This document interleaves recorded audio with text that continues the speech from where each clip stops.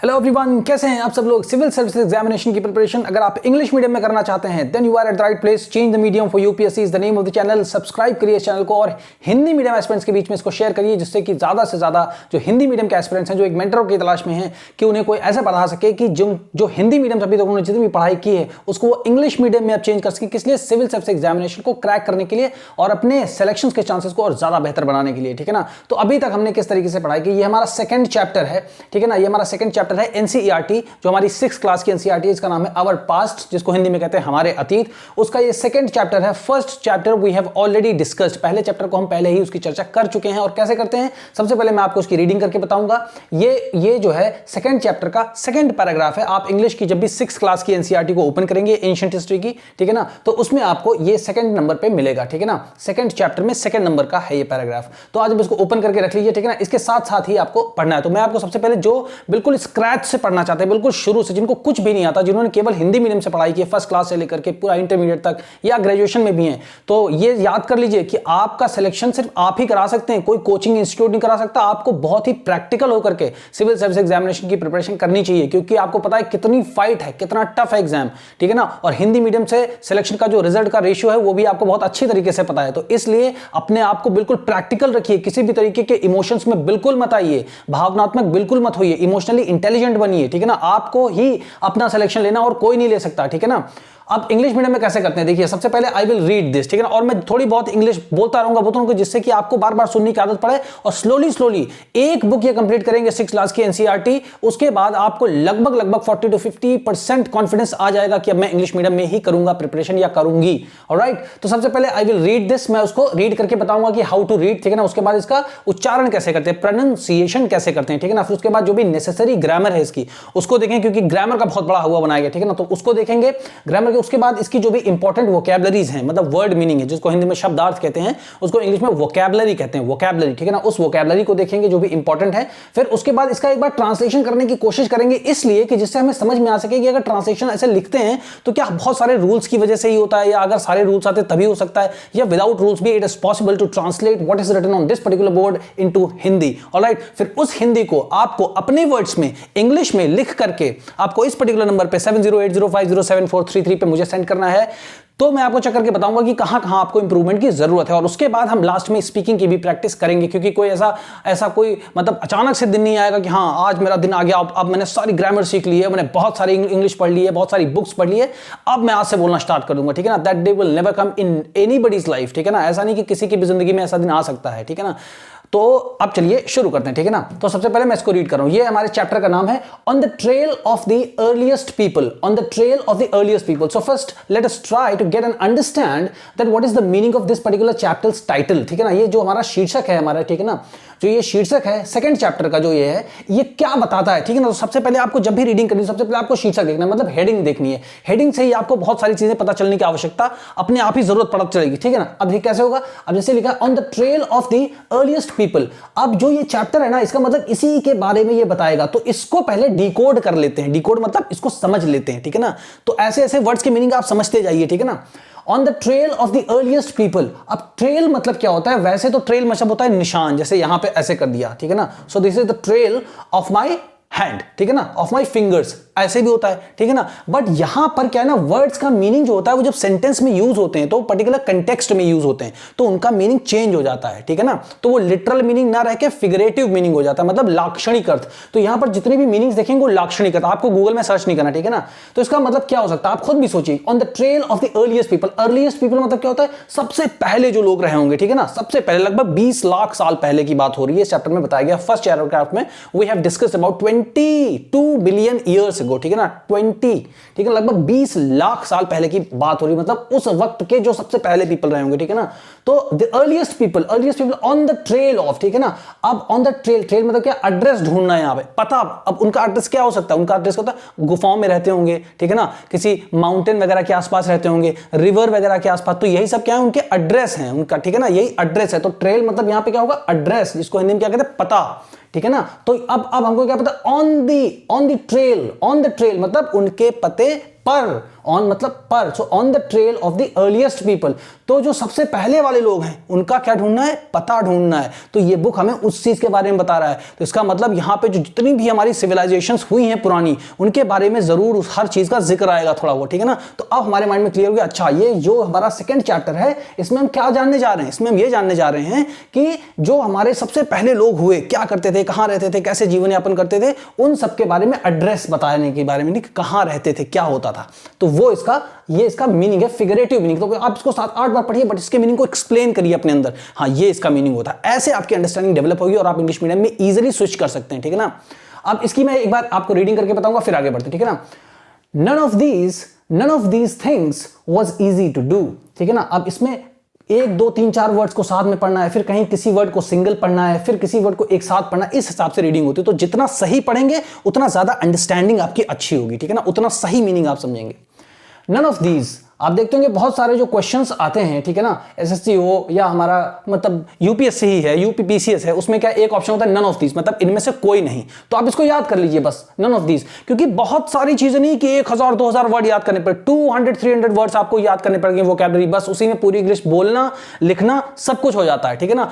30,000 vocabularies हैं English की, ठीक है, कौन याद कर सकता है, नोबडी कैन रिमेंबर। तो झूठ से बाहर आओ, बेहोशी से बाहर आओ, एकदम होश में आओ, प्रैक्टिकल बनो कि हो सकता है कि नहीं। अगर सबसे अच्छा मीडियम आपके पास अवेलेबल है और कोई इधर से हेल्प मिल रही है आपको इस तरीके की, तो आपको ग्रैब करना चाहिए, कोशिश पूरी करनी चाहिए, 1-2 महीने लगाने चाहिए। यहां अगर हो सकता तो क्यों ना सबसे अच्छे तरीके से तैयारी की जाए, ठीक है। None of these things was easy to do, none of these things was easy to do, none of these things was easy to do. There are several animals that run faster than us. There are several animals that run faster than us. Many that are stronger. Many that are stronger. Single नहीं पढ़ना है, मिला के पढ़ना है. Many that are stronger. Many that are stronger.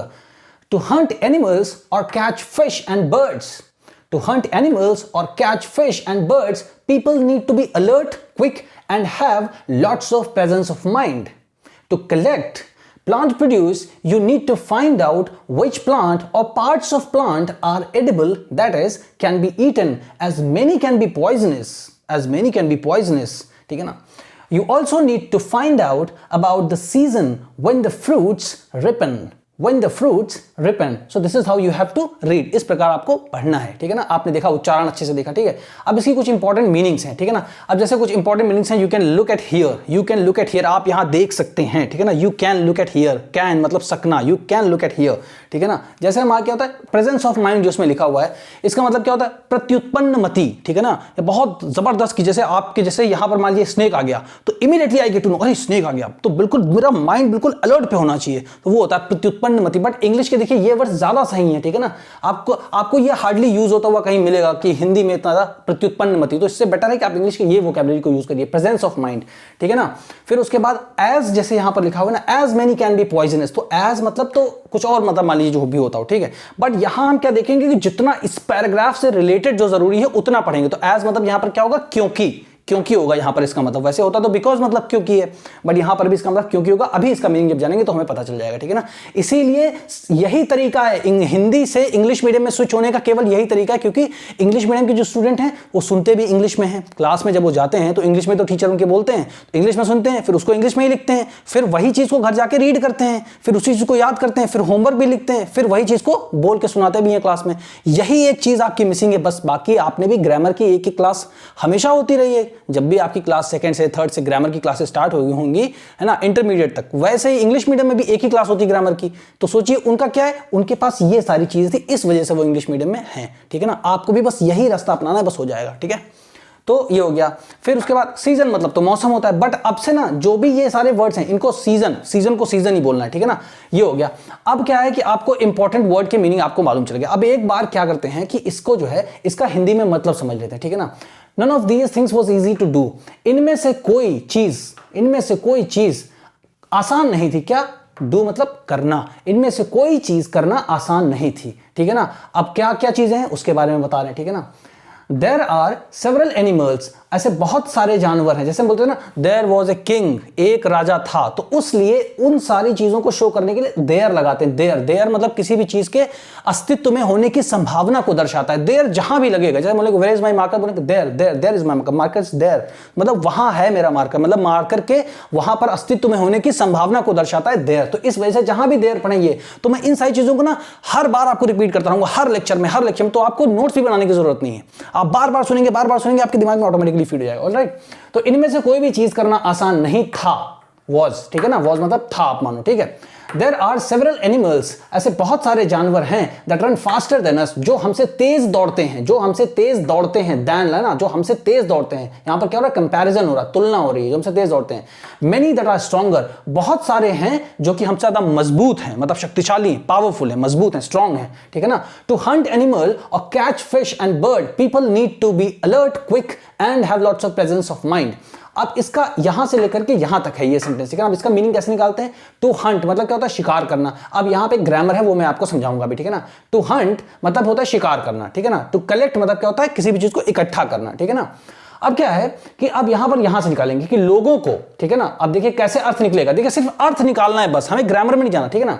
लोगों को जानवरों का शिकार करना, लोगों को जानवरों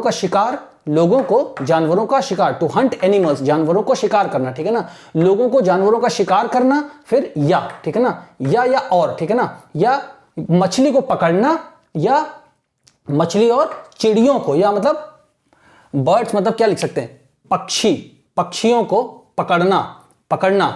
अब यहां पे पकड़ना नहीं, पकड़ने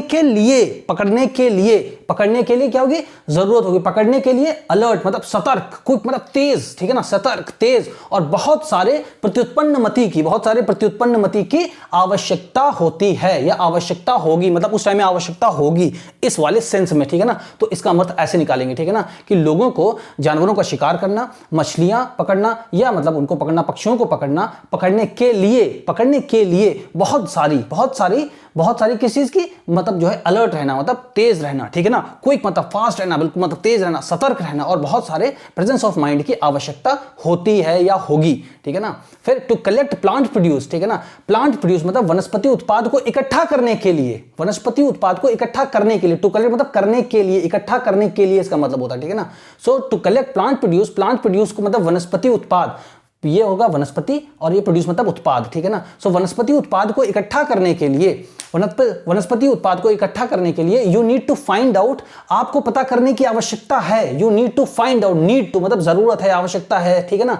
you need to find out, आपको पता करने की आवश्यकता है कि विच प्लांट, की कौन सी वनस्पति या वनस्पति का कौन सा भाग, पार्ट्स ऑफ प्लांट या वनस्पति का कौन सा भाग खाने के लायक है, आर एडिबल मतलब खाने के लायक है, अर्थात कैन बी ईटन, जो अर्थात खाया जा सकता है, ठीक है ना। As many can be poisonous, क्योंकि बहुत सारे जहरीले भी हो सकते हैं, कैन बी हो सकते हैं, ठीक है ना।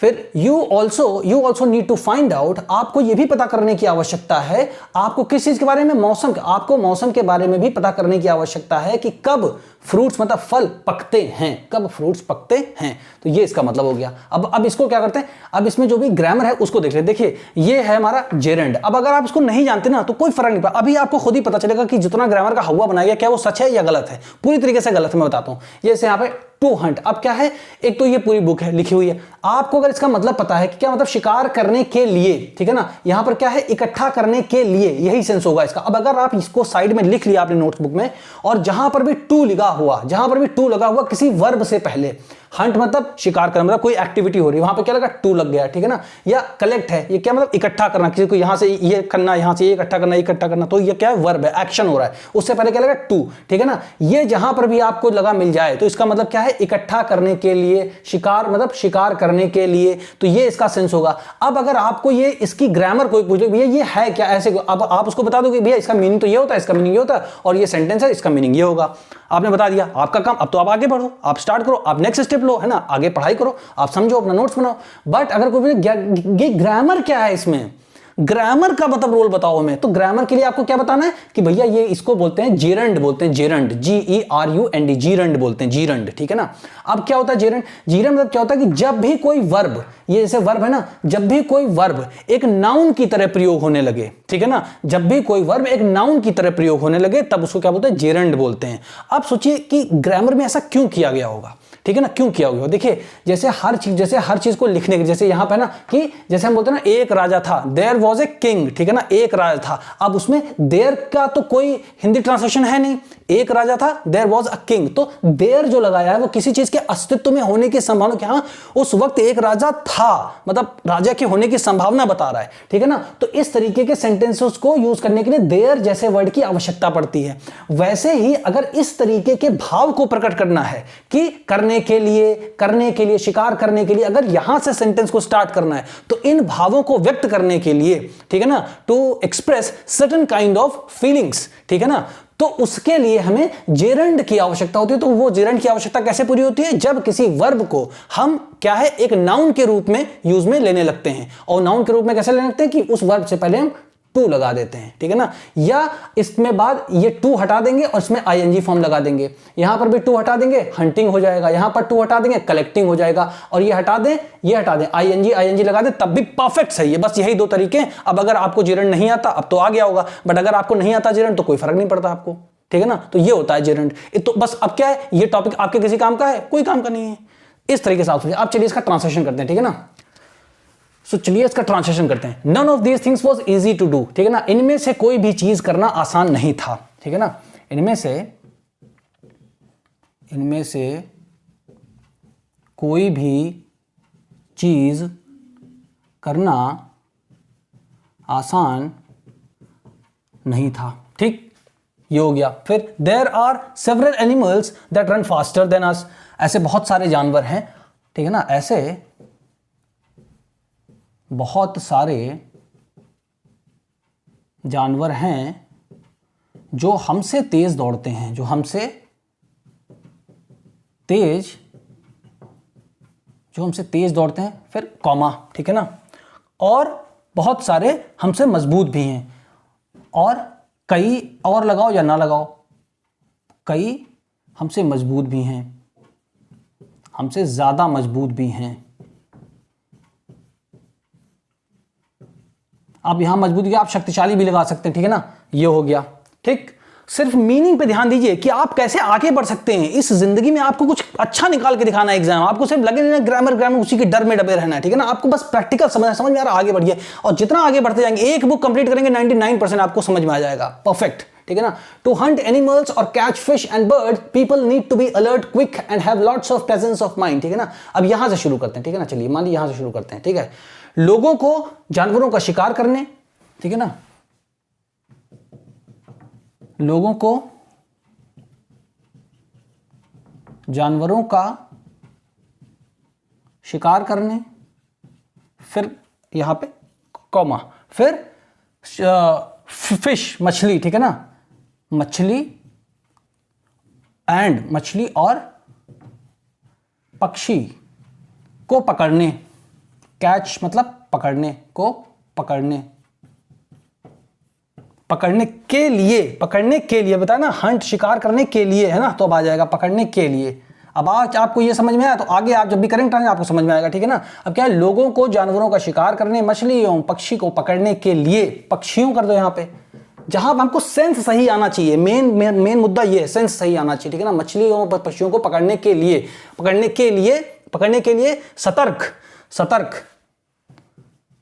सतर्क, तेज और बहुत सारी, हैव लॉट्स ऑफ मतलब बहुत ज्यादा, हैव लॉट्स ऑफ मतलब पास होने की, बहुत ज्यादा साथ में पास होने की, ठीक है ना, और बहुत ज्यादा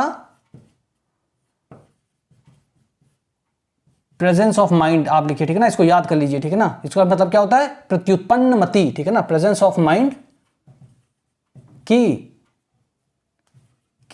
जरूरत या आवश्यकता की जरूरत होगी या होती है, ठीक है ना। मतलब बिल्कुल क्लियर होना चाहिए आपके दिमाग में कि क्या ये सेंटेंस बोलना चाह रहा है हमसे, ठीक है ना, समझ गए। टू कलेक्ट प्लांट प्रोड्यूस, ठीक है ना। अब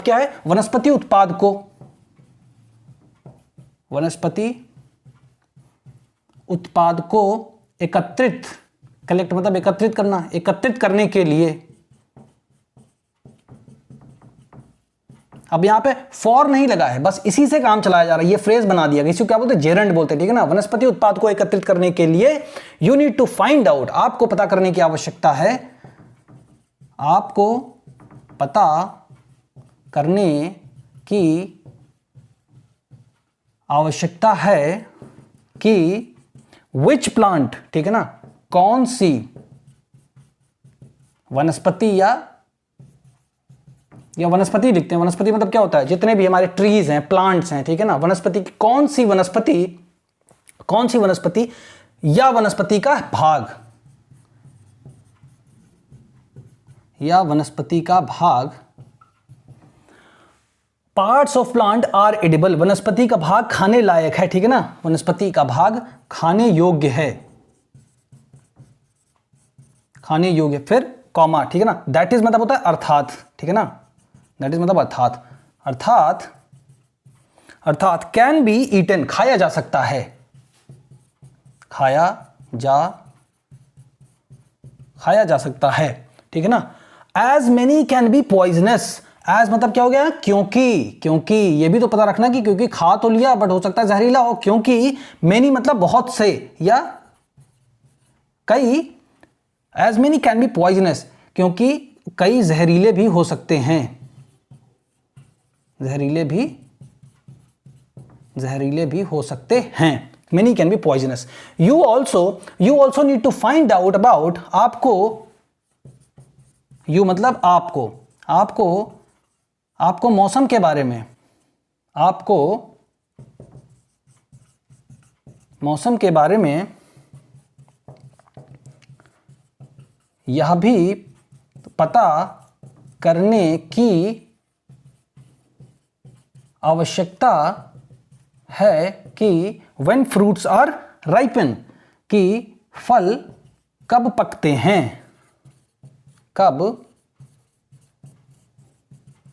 हैं, ये हो गया आपका ट्रांसलेशन, ठीक है। कोई ग्रामर की आवश्यकता पड़ी, जितनी बत्ती थी जितना बता दिया, बस सिर्फ कुछ वोकैबुलरीज को याद करिए, ठीक है ना। अब क्या है कि आपको इस पर्टिकुलर चीज को अपनी इंग्लिश लैंग्वेज में लिखना, जितनी भी इंग्लिश आपको आती, थोड़ी बहुत तो आपको आती ही होगी, ठीक है ना। जब आप अपने आप को रखेंगे सामने कि हाँ अब मैं लिखना स्टार्ट करता हूं या मैं लिखना स्टार्ट करती हूं, तब आपको पता चलेगा हाँ मुझे 10-20% तो मुझे आती है, ये तो बस बहुत ज्यादा हवा बना दिया, उसकी वजह से जो 10-20% आती थी वो भी खत्म हो गई, ठीक है ना। तो आप इसको लिखिए इंग्लिश में, इस हिंदी को इंग्लिश में लिखिए, क्योंकि आप इसका पूरा मतलब समझ चुके हैं, ठीक है ना। और इसको मत देखिएगा, आप इंग्लिश में लिखिए और इस नंबर पर सेंड करिए, जो भी गलती होगी, जहां भी करेक्शन होगा मैं आपको बताऊंगा, रिफ्लेक्ट बैक करूंगा, ठीक है ना, आपको व्हाट्सएप पर रिप्लाई करूंगा, alright.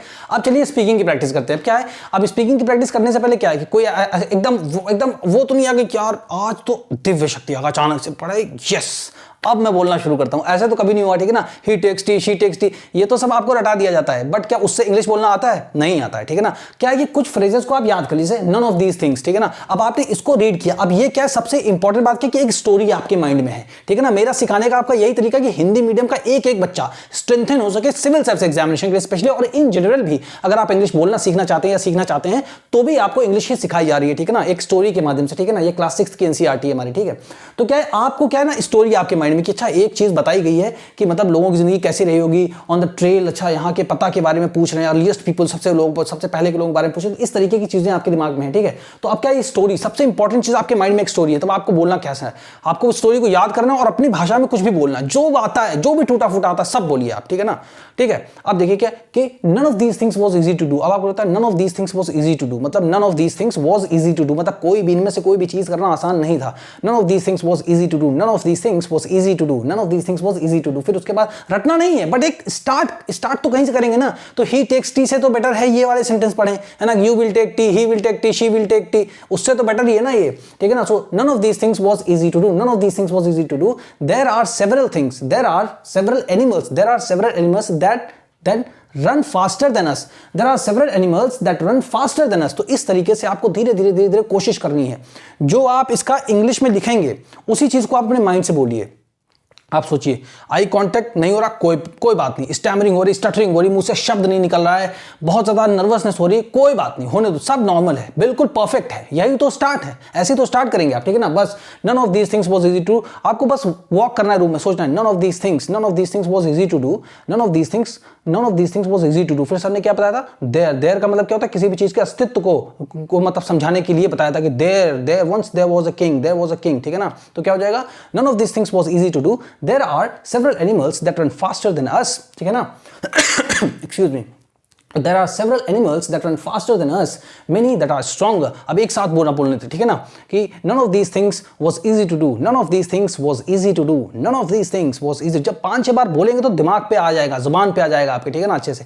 None of these things was easy to do, none of these things was easy to do. देखिए आपको इमिटेट करना है, क्या प्रोनाउंसिएशन है, एक्सप्रेशन भी बहुत जरूरी है, ठीक है ना। None of these things was easy to do, none of these things was easy to do. There are several animals that run faster than us.